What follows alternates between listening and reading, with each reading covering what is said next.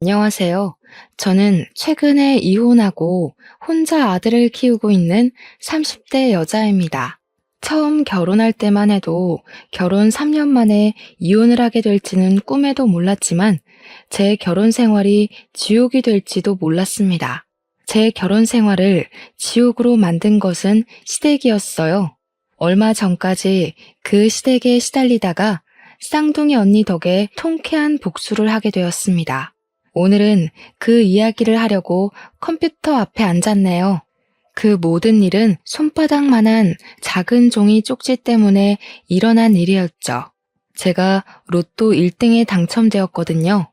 사람들은 로또에 당첨되고 행복은 잠시뿐이고 다시 불행을 겪게 된다는 말 들어보셨을까요? 하지만 제게 로또는 정말 행운을 가져다 준 행복 열차 탑승권이었어요. 딱 그 일만 빼면 말이죠. 제 인생이 시댁에서 막장으로 끝날 뻔했다가 그 로또 덕분에 통쾌한 반전을 맞게 되었거든요. 제게 쌍둥이 언니가 있다고 했잖아요. 언니와 저는 얼굴을 쏙 빼닮은 일란성 쌍둥이였어요. 어릴 때부터 같은 옷을 입혀놓으면 엄마 아빠가 구별 못할 정도로 얼굴이 닮았고 체격까지 비슷했죠. 그래도 저희를 구별할 수 있는 방법이 하나 있었는데요. 그건 바로 성격과 취향이 너무 달랐습니다. 말수가 적고 차분해서 모든 일에 소극적인 저와 다르게 언니는 모든 일에 적극적인 데다가 말도 많고 활발했습니다. 둘이 길을 가다가 어른들께 기어들어가는 목소리로 인사를 하면 저고 씩씩하게 인사하면 언니라고 구별할 정도였습니다. 엄마는 저희를 보고 모든 활력은 언니가 가져갔다고 할 정도였죠. 언니는 공부 또한 잘했습니다. 언제나 전교 5등 안에 들었거든요. 그런 언니를 보면 너무 신기하고 대단해 보였죠. 반면에 저는 중위권을 벗어난 적이 없을 정도로 평범했답니다. 그럴 때면 주위 어른들은 쌍둥이가 생긴 것 빼고는 왜 이렇게 다르냐고 물어보고는 했죠. 제가 생각해도 이렇게 다른 우리는 인생도 점점 달라졌습니다. 평범하게 살아가는 저와 다르게 언니는 법대를 나와 로스쿨을 졸업하고 검사로 임용되었습니다. 반면에 저는 직장을 다니다가 결혼하고 출산하면서 다니던 직장마저 그만두게 되었어요. 언니는 그런 저를 이해하지 못하겠다며 핀잔을 주고는 했었죠. 너 아이 때문에 모든 걸 포기할 거야? 아이를 위해 희생하면 너한테 뭐가 남는 거야? 왜 직장은 그만둔 건데? 힘들게 들어갔잖아. 그럼 어떡해. 아이 맡길 곳이 없는데. 시어머니도 아이는 못 봐준다고 하시고 엄마인 내가 봐야지. 아들이 어느 정도 크면 다시 직장 구해서 들어갈 거야. 아휴, 난 너를 이해하려고 해도 못하겠다. 아이 낳는 건 그렇다 쳐도 이렇게 꾸미지도 않고 왜 이런 꼴로 지내는 건데? 아이 키우는데 당연한 거지. 그래도 아들이 웃는 모습 보면 얼마나 좋은데. 이게 행복이지. 다른 게 있겠어? 내가 언니처럼 똑똑한 것도 아니고 그냥 생긴 대로 사는 거지. 그래, 난 아무리 생각해도 너처럼은 못 살겠다. 결혼 안 하고 말지. 그래도 좀 꾸미고 좀 살아. 이 기집애야. 저희는 생각과 가치관 또한 너무 달랐죠. 그때 언니가 무엇을 걱정하는지 모르는 건 아니었어요. 저도 꾸미고 싶고 직장도 다시 다니고 싶었어요. 하지만 상황이 쉽게 풀리지 않는 걸 어쩌겠어요. 저는 남편과 연애 2년 만에 결혼했습니다. 결혼 생활 초반에는 아무 일도 없었어요. 다른 신혼부부처럼 깨도 볶고 알콩달콩 재미나게 살았죠. 결혼 생활에 변화가 생긴 건 제가 임신을 하면서부터였습니다. 남편이 다른 사람처럼 180도 바뀌었죠. 다른 남자들도 결혼하고 아내가 출산하면 바뀐다고 하지만 원래 저렇게 바뀌는 게 맞는 것인지 남편은 변한 걸 넘어 저와 아들에게 무관심해졌습니다. 원래는 참 다정다감한 사람이었거든요. 제가 먹고 싶다는 것은 멀리 있어도 사다 주고 일하느라 늦게 집에 들어오면 밥까지 차려두던 사람이었어요. 그런데 제가 임신하고 배가 불러오자 무관심을 넘어 화가 많은 사람처럼 보였습니다. 남편은 저와 아이를 보면 인상을 쓰면서 방으로 들어가 버리기 일쑤였고, 아이가 울기라도 하면 화를 내면서 자신이 왜 결혼했는지 모르겠다는 말하는 겁니다. 너무 바뀌어버린 남편 모습에 당황스러울 정도였죠. 애 좀 안 울게 할 수 없는 거야? 언제까지 울기만 하는 건데. 지겹다 정말. 우는 소리 듣기 짜증난다고. 처음에는 남편이 짜증 섞인 화를 낼 때 어떻게 아이를 달래야 할지 모르겠더라고요. 주위에 육아에 대해 물어볼 사람도 없고, 제가 잘못해서 아이가 우는 것은 아닌지 걱정되잖아요. 서툰 엄마 때문에 아이가 더 민감하게 구는 걸 수도 있는 거니까요. 한참을 안고 어르고 달래어도 아들은 쉽게 울음을 그치는 법이 없었습니다. 제 노력에도 남편의 짜증은 더욱 심해져만 갔죠. 아무리 말이 없고 참는 데 익숙한 저라도 남편의 짜증이 심해지자 화가 났습니다. 아이씨, 진짜 짜증난다고. 어떻게 좀 해보라니까? 무슨 애가 한 번 울면 그치질 않아. 누구를 닮아서 저렇게 울기만 하냔 말이야. 내다 버릴까 보다. 애니까 당연히 울지. 그럼 웃어? 우는 거로 배고프다, 쉬했다 의사 표현을 다 하는 거야. 당신은 아들이 예쁘지도 않아? 왜 그렇게 짜증만 내는 건데? 육아도 살림도 다 내가 하잖아. 돈 벌어오는 게 그렇게 힘들어? 나는 종일 집에서 애랑 시달리는데. 그럼 당신이 밖에서 돈 벌어오던지. 다른 여자들은 아이 어린 집 맡기고서 잘도 일하러 다니더라. 그런데 당신은 애 직접 키운다고 잘 다니던 직장까지 때려치우고 이게 뭐 하는 짓이야? 종일 방구석에 처박혀서 집 꼬락서니 봐. 이게 살림했다고 말하는 거야? 돼지우리도 우리 집보다 깨끗하겠다. 아이가 어려서 치워도 어질러 놓는 걸 어떡해? 그리고 내가 아들 3살 될 때까지 직접 돌보고 싶다고 말했을 때 당신도 괜찮다고 해놓고 왜 이제 와서 그러는 건데? 저는 일단 남편을 이해해 보려고 노력을 했습니다. 혼자 벌어서 우리 셋이 먹고 살려니 회사에서 받는 스트레스도 상당할 테니까요. 하지만 상황은 좀처럼 좋아질 기미가 보이지 않았어요. 어린 아들은 아빠가 자신을 좋아하지 않는 것을 눈치챘는지 남편 얼굴만 보면 울어제끼는 겁니다. 아들이 울기 시작하면 남편은 아이 우는 소리가 듣기 싫다고 소리를 꽥 지르면서 씻고 다시 집 밖으로 나가버리더라고요. 그러다가 밤늦게 들어왔죠. 남편이 그렇게 스트레스를 받으니 제가 생각한 방법은 남편이 집으로 돌아와 잠이 들 동안 아들을 안고 아파트 단지를 뱅글뱅글 도는 거였습니다. 아들도 밖에 나오면 기분이 좋은지 방긋방긋 웃으며 울던 울음도 멈췄거든요. 한참을 그렇게 돌고 나면 아들은 제 품에 안겨 스르륵 잠이 들었습니다. 그 모습이 얼마나 기특하던지. 하지만 이렇게 하는 것도 하루 이틀이지 날씨가 궂은 날에는 나갈 수 없잖아요. 하루쯤 참아도 좋으련만. 남편은 그런 날에는 더욱 신경이 날카로워져서 아들에게 소리를 꽥 질러대는 겁니다. 애 좀 조용히 시킬 수 없어? 확시 입을 테이프로 막아버려. 어떻게 온종일 울 수가 있는 거야? 회사에서 돌아오면 편히 쉬고 싶은데 애 우는 소리 때문에 이게 사람 사는 집인지 알 수가 없어. 애니까 울지. 당신은 애가 조금만 울어도 못 참는 거야? 유리가 남이야? 당신 아들이잖아. 누가 내 아들 아니래? 그냥 조용히 좀 시키라고 하는 거잖아. 엄마가 돼서 애 하나 제대로 달래지도 못해? 엄마 맞냐? 집에서 하는 게 도대체 뭐야? 종일 둘이 붙어 있으면서 울지 않게 달래는 방법도 못 알아내고. 너 딴짓하고 다니지? 아직 말도 안 트인 애한테 말한다고 알아들어? 뭔가 불편한 게 있으니까 도와달라고 우는 거라고. 이런 날에는 밖에도 못 나가잖아. 조금만 참아. 아이씨 진짜 내가 나가든지 해야지. 짜증나서 못 있겠네. 문을 쾅 닫고 방 안으로 들어가 버리더라고요. 저는 어쩔 수 없이 우는 아들을 달래기 위해 비가 내리는 날 밖으로 나갔습니다. 아들을 아기띠로 바짝 메고 우산을 들고 밖으로 나갔죠. 비가 추적추적 내리는 아파트 단지를 도는데 제 신세가 서글퍼지는 겁니다. 행복한 결혼 생활을 꿈꿨지만 저의 결혼 생활은 행복하지 않았으니까요. 그나마 아들이 방긋 웃으면 그래, 내가 너를 낳으려고 이 고생을 했나 보다 생각이 들고는 했죠. 점점 남편과의 갈등으로 스트레스는 쌓여가는데 풀 곳이 마땅히 없었습니다. 아이를 안고 아파트 단지를 돌다가 단지 상가에 있는 편의점 입구에 복권 판매라는 글이 보였어요. 뭔가 알 수 없는 힘에 이끌려 편의점 안으로 들어가 500원짜리 복권 한 장을 사게 되었습니다. 100원짜리 동전으로 복권을 빡빡 긁으니 답답했던 제 마음이 뻥 뚫린 듯 내려가는 겁니다. 그게 제가 복권을 꾸준하게 사게 된 동기가 되어버렸습니다.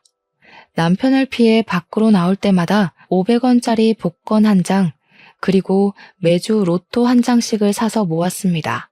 유일하게 제가 스트레스를 풀 수 있는 배출구였던 거였죠. 큰 돈도 아니었고 나쁜 짓도 아니었으니 꽤 괜찮은 방법이라고 생각했어요. 그렇게 긁은 복권들과 당첨되지 않은 로또들을 전리품처럼 싱크대 찬장 안에 작은 통에 모아두기 시작했습니다. 하루는 시어머니께서 저희 집으로 반찬을 바리바리 싸들고 오셨어요. 하필이면 그날 저는 한낮에 아들과 낮잠을 자고 있었습니다. 전날 밤에 남편을 피해 아파트 단지를 한참 돌아도 아들이 늦게까지 잠을 자지 않았거든요. 평소보다 더 많은 시간을 밖에서 보낸 탓에 피곤이 몰려왔습니다. 하필 그런 날 어머님이 오셔서 오전에 놀고 치우지 못한 집안꼴을 보게 되신 거였죠. 아니, 집안꼴이 이게 뭐냐? 누가 보면 강도라도 들어온 줄 알겠다. 넌 대체 집을 안 치우고 사니? 이러니 유리 아빠가 집에 들어오기 싫어하는 거 아니야? 오전에 놀고 그냥 낮잠을 자버려서요. 평소에는 유리 재워놓고 치우거든요. 오늘은 너무 피곤해서요. 그걸 변명이라고 하는 거니? 여자가 그렇게 퍼질러 자는데 어떤 남편이 좋다고 하겠니? 아유, 내가 말을 말아야지. 어머님의 타박에 아무 말 못하고 서 있다가 어머님이 부엌으로 걸어가시는 것을 보고서 어질러진 아들의 장난감을 치웠죠. 그런데 제 얼굴 옆으로 플라스틱 통이 날아와 바닥에 부딪혔고 통 안에 들어있던 종이들이 바닥으로 흩어졌어요. 바로 제가 사모아 두었던 복권이었죠. 이게 다 뭐냐? 복권?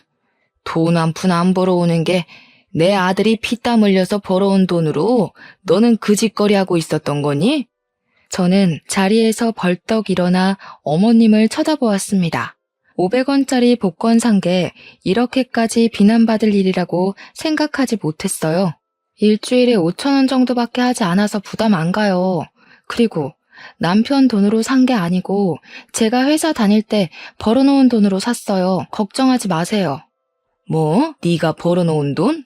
생활은 내 아들 돈으로 하면서 네 돈 내 돈이 어디 있니? 내 아들 돈으로 이제껏 먹고 마시고 다 해놓고서 그것까지 따지는 건 아니지 않니? 일주일에 5,000원? 그걸 1년 동안 모아봐라. 티끌 모아 태산이라고 했다. 살림하는 사람이 작은 것 하나라도 아껴서 살림에 보탤 생각을 해야지. 아휴, 정말 어디 하나 마음에 드는 곳이 있어야 말을 안 하지. 종일 집에만 있으려니 답답하고 스트레스 받아서 그랬어요. 500원짜리 복권이라도 긁으면 속이 풀리는 것 같아서요. 넌 그걸 변명이라고 하는 거니? 누가 보면 애는 너만 낳은 줄 알겠다. 나도 낳아서 키웠지만 너처럼 이렇게 난장판으로 만들면서 살진 않았다. 스트레스? 집에서 편하게 있으니 별 생각이 다 드는 거지. 어머님의 타박에도 저는 복권 사는 걸 참을 수가 없었어요. 유일한 스트레스 탈출구인데 어떻게 그만둘 수가 있겠나요? 눈치는 보여서 전처럼 매주 할 수는 없었지만 스트레스가 머리 끝까지 쌓일 때는 한 장씩 사서 스트레스를 풀고 했습니다. 그렇게 시간은 흘러 아들이 돌이 지났을 때였어요. 집에 들어와 습관처럼 밖으로 나가던 남편이 외박했어요. 아무리 늦어도 외박까지는 하지 않던 사람인데 말이죠. 전화해도 받지 않으니 무슨 일이 있는 건 아닌지 걱정이 됐죠. 저는 뜬 눈으로 밤을 지새웠는데 남편은 아침이 다 되어서 집으로 돌아왔습니다. 남편의 얼굴에는 좋은 일이라도 있었는지 미소가 번져 있었어요. 뭐 하느라 이제야 들어오는 거야? 전화는 왜 안 받는 건데? 내가 얼마나 걱정한 줄 알아? 알아서 때 되면 들어올 텐데 뭘 기다리고 그래. 밥 줘, 배고파. 평소에 집에 있으니 남편에게 끼니를 꼬박꼬박 차려주었습니다. 하지만 그날은 밤새 남편 걱정하느라 아침밥 하는 것을 잊어버렸어요. 미안. 당신 걱정하느라 준비하는 걸 깜빡했어. 금방 해줄 테니까 잠시 기다려. 아니, 집에서 하는 일이 뭐가 있다고 밥도 안 한 거야. 당신 보면 내가 너무 답답한 거 알기나 해? 저리 비켜. 재수없어. 남편은 소리를 꽥 지르고 방 안으로 들어가 버렸습니다. 어떻게 아내에게 재수없다는 말을 서슴없이 내뱉을 수가 있을까요? 아무리 저희 사이가 서먹해지고 예전 같지 않다고 해도 말이에요. 그때 스스로 돈을 벌어야겠다고 결심이 섰던 것 같아요. 내가 집에만 있으니 남편도 시댁도 날 개무시하는구나 라는 생각이 들었거든요. 그날부터 아들을 보낼 어린이집을 알아보고 직장을 알아보게 되었어요. 이제 걸음마를 뗀 아이를 품에서 떨어뜨려 놓으려니 마음이 좋지 않았습니다. 아무것도 모르는 아들은 제 품을 떠나 선생님 품에 안기자 엉엉 울어제끼는데 마음이 찢어질 듯이 아파왔습니다. 그래도 어쩌겠어요. 이대로 시댁과 남편 무시 속에서 사는 것을 아들에게 보여주는 것보다 당당한 워킹맘을 보는 게 아들에게 좋지 생각하며 참고 견뎌야 했습니다. 직장을 알아보는데 2년을 쉬었으니 마땅한 일자리가 없었어요. 연락을 받고 면접을 보러 가면 아이가 돌이라는 말에 손사래를 치는 일도 있었습니다. 아이 엄마들은 결근과 조퇴를 밥 먹듯이 한다고 말이죠. 이런 실정이니 우리나라가 출산율이 낮을 수밖에 없다는 것을 깨닫게 되었어요. 저도 면접을 보고 나오면서 둘째를 낳는 것은 포기해야겠다 생각했으니까요. 터벅터벅 걸어서 아들을 데리러 어린이집으로 가는 길에 로또 1등 당첨이라고 현수막이 붙은 작은 복권 가게가 눈에 띄었어요. 습관이 무섭다고 한 장 살까 하는 생각이 번뜩 들더라고요. 그러다가 고개를 절레절레 흔들면서 지금 형편에 언제 취업할지도 모르는데 5천 원이라도 아끼자 하고 참았죠. 그런데 머리와는 다르게 제 두 발은 복권 가게로 향했습니다. 그리고 로또 한 장을 사서 밖으로 나왔죠. 손에 들린 복권을 보면서 이것도 중독이 된 건가 싶은 겁니다. 그동안 꼬박꼬박 복권을 사 모았으니까요. 가방에 로또를 집어넣고 어린이집에서 아들을 데리고 집으로 돌아왔어요. 집에는 남편이 일찍 와서 저를 기다리고 있었습니다. 당신 벌써 와 있었어? 배고프지? 금방 밥 차려줄게. 조금만 기다려. 오랜만에 일찍 들어온 남편을 보니 기분이 좋았습니다. 제가 나가서 일하고 꾸미면 남편도 예전처럼 돌아올지도 모른다는 기대를 하게 되었죠. 그런데 남편은 제게 생각지도 않은 말을 꺼냈어요. 나 당신하고 이혼하고 싶어. 우리 이혼하자. 이혼이라니 남편에게 그런 말이 나올 거라고 상상조차 못했어요. 남편이 아들이 태어난 후에 힘들어하긴 했지만 이혼할 정도까지는 아니었고 아이가 자라면 점점 좋아질 거라고 예상했었습니다. 이혼이라니? 왜 우리가 이혼해야 하는데 우리 유리는 어떻게 하고 이혼을 하겠다는 거야? 유리 생각은 하나도 안 하는 거야? 미안해. 나 당신이 이제 더 이상 여자로 안 보여. 임신해서 볼록하게 불러오는 당신 배가 징그럽고 정 떨어져서 정말 꼴 보기 싫었어. 당신 거울 봐봐. 지금 어떤 모습인지. 화장기 없는 얼굴에 기미도 덕지덕지 생기고 머릿결은 푸석푸석하고. 동네 나가도 당신처럼 하고 다니는 여자 없어. 임신해서 배가 부른 모습에 정이 떨어졌다니 남편에게 무슨 말을 해야 할지 모르겠더라고요. 그냥 싫어졌다도 아니고 꼴 보기 싫어졌다니 말이죠. 머리 끝까지 화가 치밀어 올랐습니다. 그래, 이런 말을 들을 바에 이혼하는 게 서로에게 좋겠다 싶었죠. 배가 불러야 아이가 나오는데 당연한 거 아니야? 그래서 그동안 유리한테도 정이 없었던 거야? 어떻게 그럴 수가 있어? 정 떨어졌다니 나도 당신이랑 살 이유가 없는 것 같네. 그럼 양육권은 나한테 주는 거지? 그건 안 되지. 유리는 내 아들인데 당연히 내가 키워야지. 당신은 유리 키울 능력도 안 되잖아.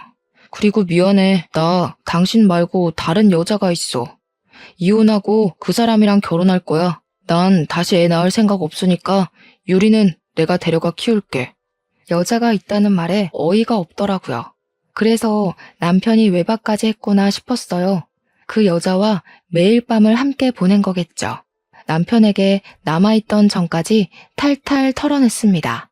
저와 이혼하고 그 여자와 다시 결혼하면서 아이를 안 낳을 거니 우리 아들을 데려가 키우겠다는 정신나간 말에 소리를 버럭 질렀습니다. 무슨 말이야?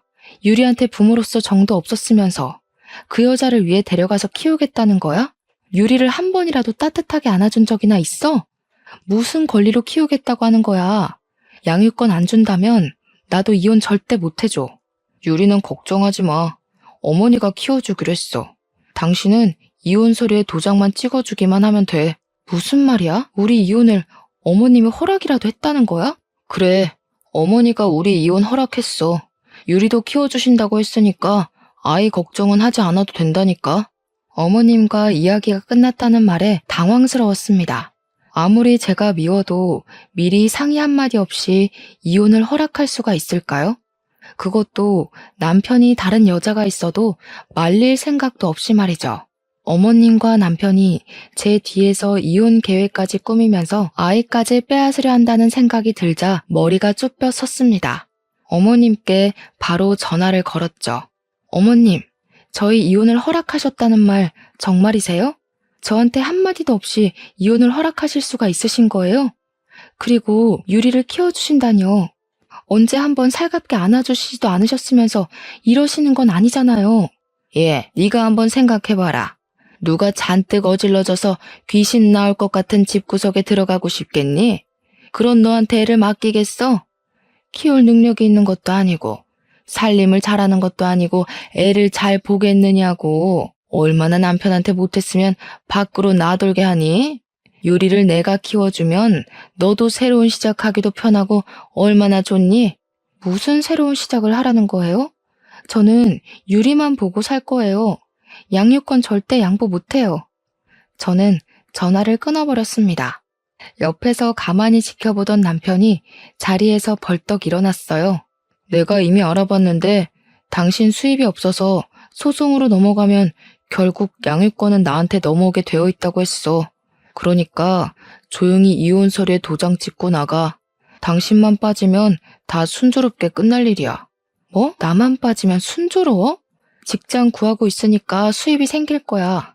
내가 순순히 유리를 뺏길 것 같아? 그럼 어디 한번 해보든지. 소송으로 하면 누가 이길지 몰라서 그러나 본데 한번 해보자. 남편은 제게 그렇게 말하고 현관문을 쾅 닫고 나가버렸습니다.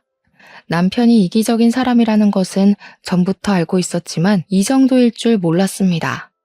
아이를 사랑하지도 않으면서 다시는 아이 낳기 싫어서 데려간다니.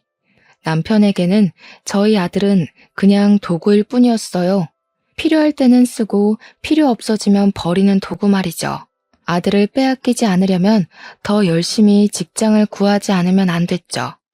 어떤 일이든지 가리지 않고 구하겠다고 마음먹었지만 역시 직장을 구하기는 쉽지 않았습니다. 아이가 어린이집 있을 동안에만 일해야 한다는 시간적 제약도 있었으니까요. 어디 맡길 곳이라도 있으면 좋으련만 친정 부모님도 직장 생활을 하시는지라 친정에도 맡길 수도 없었어요. 사실 이혼하게 되었다고 친정 부모님께 말도 못하고 있었습니다. 원래 말 없는 성격이 한몫하기도 했지만 괜히 말해서 부모님까지 걱정하게 되는 게 싫었습니다. 직장을 구하지 못하고 시간은 흘러가는데 남편은 수시로 전화를 하며 합의 이혼하자고 말하는 겁니다. 마음 정했어? 왜 아직도 미련을 못 버리는 거야? 유리 그만 포기하라니까. 당신보다 100배는 더 잘 키울 수 있다니까. 일 크게 만들지 말고 합의 이혼하자, 어? 너도 네 아들이 거지 같은 너 밑에서 없이 사는 것보다 내 밑에서 부유하게 살길 원하잖아, 어? 웃기지 마. 당신이 퍽이나 우리 유리를 잘 돌봐주겠다. 당신도 어머님도 못 믿어. 유리는 내 아들이고 내가 키울 거야. 그렇게 우긴다고 될 일이 아니라니까. 진짜 이혼 소송이라도 하겠다는 거야? 당신이 이렇게 나오면 나도 어쩔 수가 없어. 이혼 송장 보낼 테니까 알아서 하라고. 아직 직장도 못 구한 제가 이혼 소송에서 어떻게 이길 수가 있을까요? 재산이나 수익 면에서 모든 게 부족한 제가 지게 되겠죠. 그렇게 된다면 아들을 꼼짝없이 남편에게 빼앗기게 되는 것이었습니다. 저는 신랄 같은 지푸라기라도 잡는 심정으로 이혼 전문 변호사를 찾아가게 되었습니다. 지금 일정한 직업이 없으시다고요? 그럼 양육권을 가져오기 어려우십니다. 남편께서 이혼의 귀책 사유가 있다고 해도 아이를 학대하거나 그러지 않으셨잖아요. 그럼 보통 경제 능력이 있는 배우자에게 양육권을 주게 됩니다. 남편은 한 번도 아들을 따뜻하게 안아주거나 놀아주지도 않았어요. 아이 얼굴 보기도 싫어했다고요. 그렇게 말씀하셔도 정확한 학대나 방임의 증거가 있어야 하는데 배우자 증언만으로는 그것을 증명할 수가 없고 그런 건 학대나 방임의 증거가 되기 어렵습니다. 결국은 제가 직업도 없고 가진 것이 없어서 이대로 아들을 빼앗겨야 한다는 것이었죠. 변호사는 제게 명함을 내밀었습니다. 양육권은 가져가실 수 없어도 귀책 사유는 남편분에게 있으니 위자료는 받으실 수 있을 겁니다. 소송으로 가게 되시면 연락해 주십시오. 저는 명함을 집어들고 자리에서 일어났습니다. 명함을 가방에 넣으려고 보니 가방 한 구석에 전에 샀던 로또가 들어있었습니다. 절박한 심정이 되니까 아직 확인하지 않은 복권이 더 간절해지는 거 있죠? 제발 당첨되라 하고 말이에요. 변호사 사무실을 나오면서 로또를 집어들고 핸드폰으로 번호를 확인했어요. 로또에 당첨이 되면 돈 때문에 아들을 빼앗기지 않아도 되니까요. 숫자 하나하나 확인해 갈 때마다 심장이 쿵쾅거렸습니다. 신기하게 핸드폰에 있는 숫자와 로또 종이의 번호가 딱딱 들어맞았거든요. 마지막 6번째 숫자까지 들어맞자 저는 그 자리에서 소리를 지르고 말았습니다. 지나다니는 사람들이 저를 미친년처럼 쳐다보아도 너무 행복했어요. 그냥 죽으라는 법은 없나 봐요. 이 복권은 남편이 제게 이혼 서류를 내밀던 그날 산 복권이었어요. 그동안 확인해 볼 생각도 못하고 있었는데 이런 행운이 찾아오다니. 핸드폰에 적힌 당첨금을 보고 저는 눈을 비볐어요. 30억. 평생 일을 해도 못 만질 만한 금액이 찍혀 있었습니다. 저에게서 그 돈은 하늘에서 내려온 동아줄이었습니다. 아들을 그 지옥 같은 시댁에 보내지 않아도 되니까요. 얼마나 떨리고 긴장이 되던지. 다음 날 바로 신분증과 복권이 든 가방을 꼭 끌어안고 농협은행 본점으로 찾아갔습니다. 농협 직원은 복권을 확인하고 새로운 통장에 당첨금을 입금해 주었습니다. 세금을 제외하더라도 제 통장에는 20억이 넘는 돈이 찍혀 있었어요. 두 눈으로 통장에 찍힌 돈을 보고도 실감이 나지 않더라고요. 이게 정말 내 돈이 맞는 건가 싶었죠. 이 돈이면 집을 구하고 아들과 함께 남은 여생을 편하게 보낼 수 있다는 생각을 하니 마음이 들떴습니다. 저는 당첨금을 받고 변호사를 찾아가 로또 당첨되었다고 말했습니다. 이 정도면 아들의 양육권을 되찾을 수 있냐고 물어보았어요. 로또 1등 당첨되어서 20억이 넘는 돈을 실수령액으로 받았어요. 이 정도 돈이면 직장이 없어도 아들 양육권을 되찾을 수 있는 거죠? 변호사는 저를 보고 당황했습니다. 며칠 전만 해도 거의 빈털터리로 찾아왔던 여자가 갑자기 복권 당첨이 됐다고 찾아왔으니 놀랄만도 하죠. 네, 충분합니다만 완벽하게 양육권을 가져오려면 아들을 부인께서 혼자 돌봤다고 증명해 줄 사람이 필요한데 누가 증명해 줄 사람이 있을까요? 증인이요? 증명해 줄 사람이 있을지 모르겠네요. 특별한 일이 아니면 대부분 집에 있어서 친구들도 어쩌다 한 번씩 만났거든요. 그래도 일단 경제적으로 해결은 되셨으니까 확실하게 증언 서술뿐만 있으면 이건 저희가 이기는 재판이 될 겁니다. 천천히 생각해 보세요. 변호사에게 알겠다 말하고 사무실을 나왔습니다. 돈만 있으면 완벽하게 아들을 데려올 수 있을 거라고 생각했는데 생각지도 못한 증인을 찾으라니 당황스럽더라고요. 출산 후에는 친구들도 만날 시간이 없고 평소 저는 제 사정에 대해서는 친정에도 말을 아껴왔던 터라서 딱히 증명해 줄 사람이 없었습니다. 집으로 돌아오는 길에 아파트 밑에 있던 편의점이 눈에 띄었습니다. 매일 비슷한 시간에 들려서 복권을 샀던 그 편의점 말이에요. 밤에는 알바를 구하기 힘들다면서 아파트에 사시는 주인분이 직접 편의점을 운영했던 게 떠올랐죠. 주인 아주머니께서는 가끔 제게 말을 건네시면서 날씨가 궂은 날에도 아이가 잠을 못 자느냐고 물어보시곤 했어요. 그때 아주머니께 남편에 관해 얘기했었어요. 아이 울음소리에 너무 예민해서 남편이 잠을 못 자니 밖으로 나왔다고 말이죠. 아주머니가 증인이 되어 주시기만 한다면 재판을 완벽하게 제가 유리하게 이끌어갈 수 있었죠. 저는 편의점으로 들어갔습니다. 다행히 주인 아주머니가 계셨어요. 아주머니께 한참 저의 사정을 이야기를 했습니다. 아주머니는 흔쾌히 제 증인이 되어주시겠다고 하셨어요. 아이고, 그런 일이 있었구나.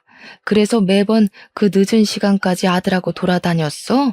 걱정하지 마라. 내가 증언해 줄 테니까. 그런데 어떻게 하는 거야? 이혼 가사 조사관이 소환하거나 전화가 걸려오면 있는 사실 그대로 말씀만 해주시면 돼요. 제가 왜 밖에서 아들을 데리고 있어야 했는지, 그리고 왜 복권을 사야 했는지 말이에요. 그럼 있던 일만 말하면 된다는 거지? 걱정하지 마. 아유, 새댁이 그동안 고생이 많았네. 그런 싹수가 노란 놈이랑은 일찍 헤어지는 것도 답이야. 미련두지 않고 이혼 선택한 게 잘한 거지. 제 부탁을 들어주시겠다고 말하는 아주머니께 정말 감사했습니다. 이혼 소송이라도 법원에 출석할 수 있다는 게 조금 그렇잖아요. 이혼 소송이 진행되고 가사 조사까지 끝이 나자 남편과 저는 법원에서 얼굴을 마주하게 되었습니다. 남편은 당연히 자신이 이길 줄 알았는지 얼굴에 미소까지 걸려있더군요. 저희의 첫 이혼 조정은 그렇게 길지 않게 끝이 났어요. 남편의 유책 사유는 너무 뚜렷했으니까요. 남편의 외도와 가정의 불성실함이 이혼의 주된 이유였죠. 남편도 그것은 인정한다고 했습니다. 저와 빨리 이혼하고 그 여자와 살 생각이었는지 모든 것을 다 받아들이고 위자료까지 흔쾌히 지급하겠다고 하는 겁니다. 저렇게까지 해서라도 저와 이혼하고 싶다니 속으로 쾌재를 불렀습니다. 양육권으로 이야기가 바뀌어가자 남편은 저를 보면서 입가에 미소까지 띄웠습니다. 남편의 변호사가 제가 양육권자로서 얼마나 능력이 없는지 발언을 시작했습니다. 지금 아내는 일정한 직장도 수입도 없어 재산이 거의 없는 실정입니다. 아내는 자녀를 키울 능력이 없는데 양육권을 주장하고 있습니다. 지금 남편분은 아내에게 양육권을 주더라도 과연 제대로 자녀를 돌볼 수 있을지 걱정하고 있습니다. 아내가 복권 중독 증세를 보이고 있기 때문입니다. 아내는 일주일에 3번 정도는 긁는 복권을 사고 로또까지 사고 있습니다. 일정한 수입이 없는 아내가 아이 돌보기를 소홀히 하고 복권 구매에 생활비를 낭비하고 있는 것이죠. 여기 증거 제출하겠습니다.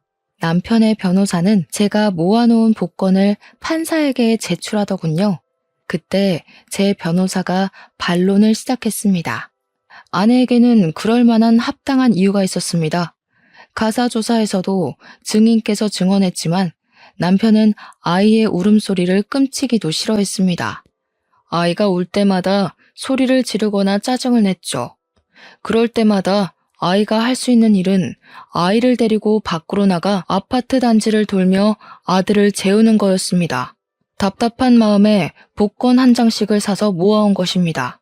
복권을 살펴보면 아시겠지만 복권은 500원을, 로또는 일주일에 한 장 정도만 구매했습니다. 이게 어떻게 중독으로 볼 수가 있겠습니까? 그리고 그 로또가 아내에게 행운을 가져다 주기도 했습니다. 남편 측이 아내에게 직장도 재산도 없다고 했지만 최근에 이혼 소송 중에 로또 1등에 당첨되어 이제는 아들을 키울 재산이 충분히 있습니다. 당첨 복권과 통장 사본을 증거로 제출하겠습니다. 순간 남편의 얼굴이 시뻘겋게 달아오르는 게 보였습니다. 그때는 얼마나 고소하던지.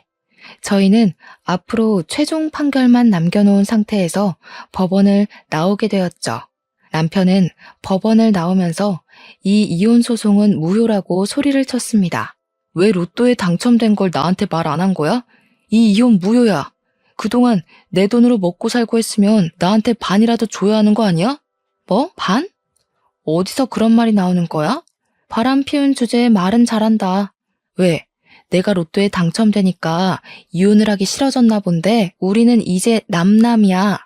이혼 소송 취소할 거야. 이건 말도 안 돼.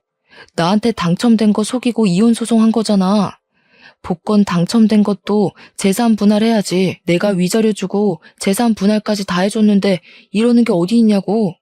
뭐? 하려면 해봐. 복권 당첨금은 부부라도 안 나누어도 되거든? 근본적으로 우리의 이혼은 당신이 바람 피워서 한 건데 귀책 사유자가 항소한다고 법원에서 받아줄 것 같아? 양육비나 꼬박꼬박 보내기나 해. 저는 저를 멍하게 바라보는 남편을 두고 아들과 함께 집으로 향했습니다. 재산 분할을 하려면 집을 팔아야 했기에 집을 구할 동안 친정에서 지내기로 했습니다. 아직 제 이혼도 로또 당첨 사실도 친정 부모님께 말을 못 드렸기에 어떻게 이야기를 꺼내야 할지 걱정되었죠. 그래도 일단 친정집에서 지내면서 상황을 봐서 이야기를 드려야겠다고 생각했어요. 그동안 잘 살고 있다고 생각하셨을 텐데 제게 그런 일이 있었다고 이야기를 드리면 두 분이 상심하실 게 눈에 뻔했으니까요. 입을 꼭 닫고 친정에서 지내다가 쌍둥이 언니까지 오랜만에 집에 모여 다 같이 식사를 하게 되었습니다. 언니는 매의 눈으로 저를 꼼꼼히 살피기 시작했습니다. 너 얼굴이 왜 그래? 무슨 일이라도 있어? 둘이 싸웠어? 아니야, 싸운 건 아니고 이혼했어. 저의 깜짝 발언에 엄마, 아빠, 언니까지 모두 놀랐지만 그냥 바라볼 뿐이었습니다.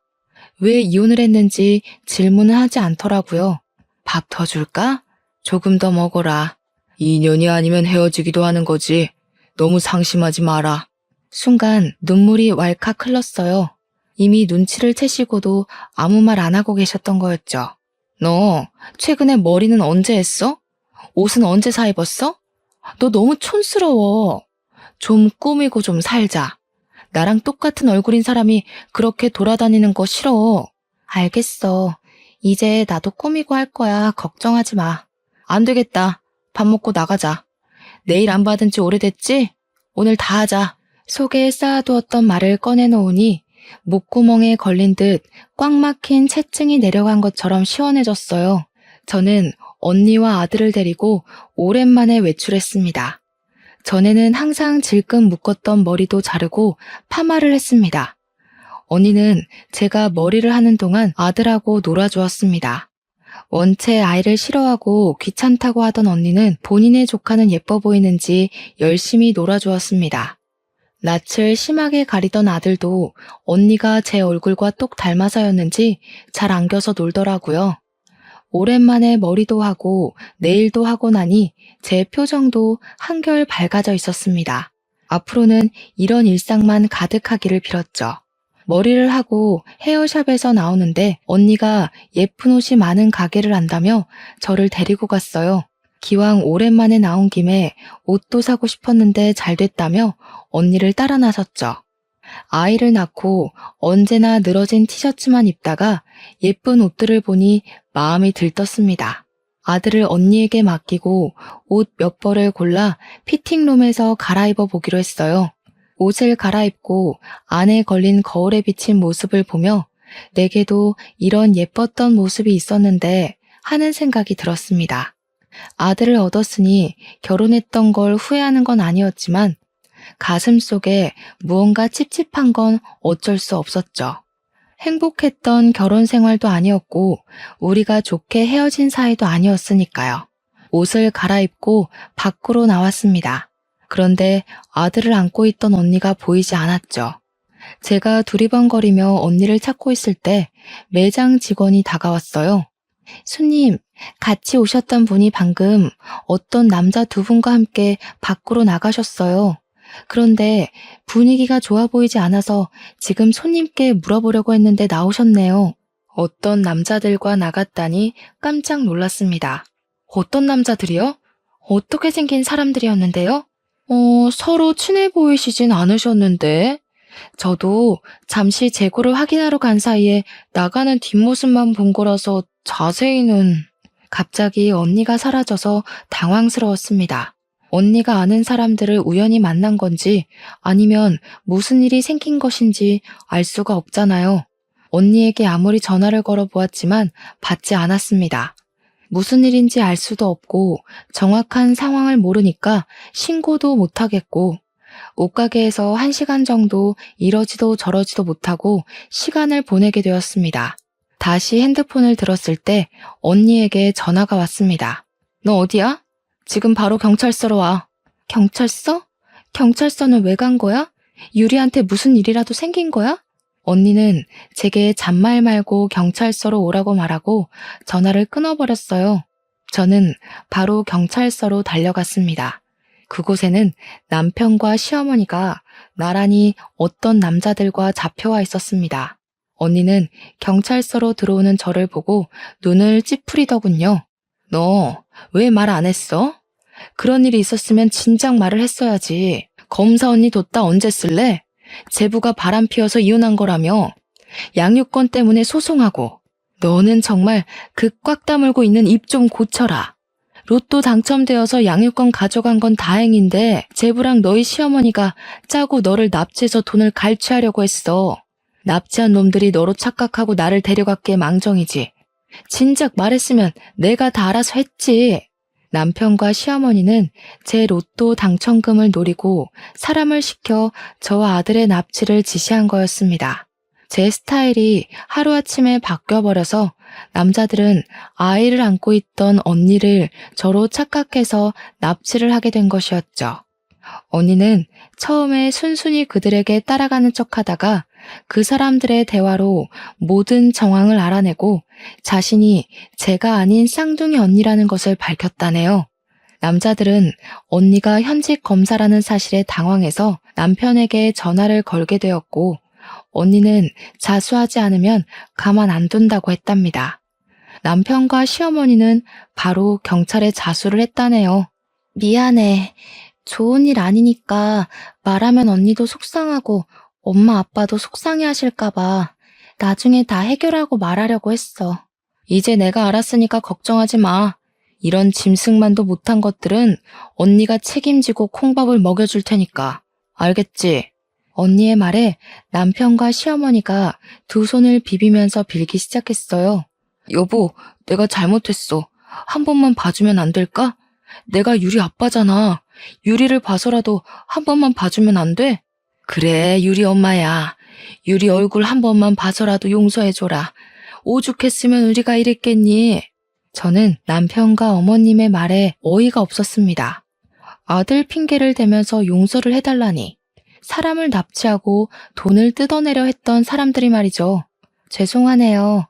용서할 마음이 전혀 안 생기네요. 사람을 납치해서 돈까지 빼앗으려고 해놓고 유리 핑계를 대요? 사랑해 자기야. 알잖아. 내가 당신 얼마나 사랑했는지. 내가 잠시 미쳤었나 봐. 저를 사랑한다면서 옷깃을 붙잡는 남편을 보니 화가 치밀어 올랐습니다. 손을 들어 남편의 뺨을 내리쳤죠. 사랑? 임신해서 배가 나왔을 때 정 떨어졌다고 하던 사람이 누구였지? 나를 쳐다보기도 싫다고 했지? 내가 지금 딱 그런 기분이야. 다시는 그 더러운 얼굴 꼴도 보기 싫어. 남편은 할 말을 잃고 저를 빤히 쳐다보더라고요. 항상 그에게 아무 말도 못했던 저였으니까요. 이렇게 된 마당에 남편에게 못할 말이 어디 있었겠어요. 다시는 꼴도 보기 싫었죠. 어머님도 다시는 유리 얼굴 보려고 하지 마세요. 찾아와도 제가 절대 얼굴 안 보여줄 거니까요. 그리고 야, 유리가 당신한테 뭘 배울 게 있겠어? 너같이 아빠 같지도 않은 게 아빠 연기하려고 하고 있어. 내가 만만해? 너 같은 건 감옥 가서 평생 썩어버려야 해. 이 개 같은 것들아. 저는 소리를 꽥 지르고 경찰서를 나왔습니다. 계단을 내려오는데 언니가 제 어깨를 툭툭 두드렸습니다. 길어야 실형으로는 1년 정도밖에 못 살 거야. 집행유예로 끝이 날 수도 있고. 그래도 이번 사건으로 너희 이혼 재판은 너한테 아주 많이 유리하게 돌아갈 거야. 저는 그거면 좋겠습니다. 언니를 납치한 걸 생각하면 콩밥을 두둑히 먹일 수 있었으면 좋겠지만 그래도 언니가 다치지 않고 돌아왔으니까요. 저희의 이혼 재판은 당연히 저의 완승으로 끝이 나게 되었습니다. 아파트야 결혼할 때 반반 부담해서 샀으니 당연히 재산 분할에 포함이 되었고 불륜으로 귀책 사유가 뚜렷했던 남편은 저에게 위자료 1,000만 원과 납치 사건으로 양육권도 박탈당하게 되었죠. 남편은 재판 내내 아무 말도 없이 고개 한번 들지 못하더군요. 저는 재판이 끝나고 자리에서 일어나면서 남편에게 말했어요. 난 말이야, 당신이랑 산 결혼 생활이 전혀 즐거웠던 기억이 없었던 것 같아. 왜 그렇게 미련하게 당신에게 말 한마디 못했는지 모르겠지만 이제는 할 수 있을 것 같아. 다시는 마주치지 말자. 내 앞에도 유리 앞에도 안 나타났으면 좋겠어. 유리가 당신 같은 아빠에게서 태어났다는 걸 알면 얼마나 속상하겠어. 유리가 크면 아빠는 이 세상에 없다고 말할 거야. 당신도 나나 유리한테 특별한 감정 없잖아? 남은 재판 잘 받아. 남편은 끝까지 고개를 들지 못했습니다. 언니에게 들은 말로는 남편은 시어머니와 함께 납치 공갈 협박으로 징역 1년 반을 선고받게 되었답니다. 얼마나 속이 시원하던지. 남편은 당연히 그 여자와도 헤어지게 되었다네요. 당연한 결과였죠. 어떤 여자가 빈털터리의 범죄자가 된 사람과 계속 만나겠나요? 남의 가정을 찢어놓으며 남편과 결혼하려 했던 그 여자의 결심은 딱 그 정도밖에 되지 않았던 거겠죠. 남편은 결국 원하던 모든 것을 잃게 되었습니다. 직장에서도 잘리고 저와 헤어지고 결혼했던 여자에게 버림받았으니까요. 그리고 검사인 언니 덕분에 남편과 시어머니에게 접근금지 가처분 신청까지 해버려서 이제 남편과 시어머니가 출소한다고 해도 저와 아들 앞에 나타날 일이 없어졌습니다. 지금 저는 새로운 집으로 이사도 하고 친정 부모님과 즐거운 생활을 보내고 있어요. 여전히 제 입은 무겁고 먼저 말을 잘 꺼내지 않지만 전보다는 덜 과묵해지려고 노력하고 있어요. 아들이 옹알이를 시작하면서 이것저것 물어보기 시작했거든요. 엄마가 말이 많아야 아이의 언어 능력이 빨리 늘어난다고 하더라고요. 언니는 아직도 제게 말하는 게 부족하다고 타박을 하기도 합니다. 연습을 더 하라나요? 언니 눈에는 아직 부족해 보이나 봐요. 네, 언니가 아니라 제가 납치를 당했다면 저는 언니처럼 당당하게 그들을 제압할 수 있었을까요? 지금 제 모습을 보면 그건 어려웠을 테죠. 하지만 점점 더 나아지려고 노력을 하고 있으니 언젠가는 언니처럼 당당하게 제 속마음을 표현할 날이 올 거라고 생각해요. 남편과 결혼 생활을 할 때 조금 더 제 의견을 당당하게 내보였으면 남편도 시어머니도 무시하지 않았을 텐데 왜 한마디도 못하고 모든 것을 속으로 삭혔는지 지금은 아쉬울 뿐이에요. 제가 표현을 했더라도 저희의 이혼은 불가피했겠지만 말이죠. 저는 아직도 지나가는 길에 복권방이 보이면 가끔 복권을 사고는 합니다. 지금 같은 행운이 찾아오지 않겠지만 아직도 무언가 부족한 저를 채우기 위해 사는 것 같아요. 언젠가 제가 복권이 사지 않는 날이 오면 부족한 부분이 채워졌다는 거겠죠. 저의 사연은 여기까지입니다. 말로는 꺼내지 못해도 이렇게 사연을 글로 남기니 조금은 속이 뚫리는 것 같습니다. 제 사연을 읽어주셔서 감사합니다.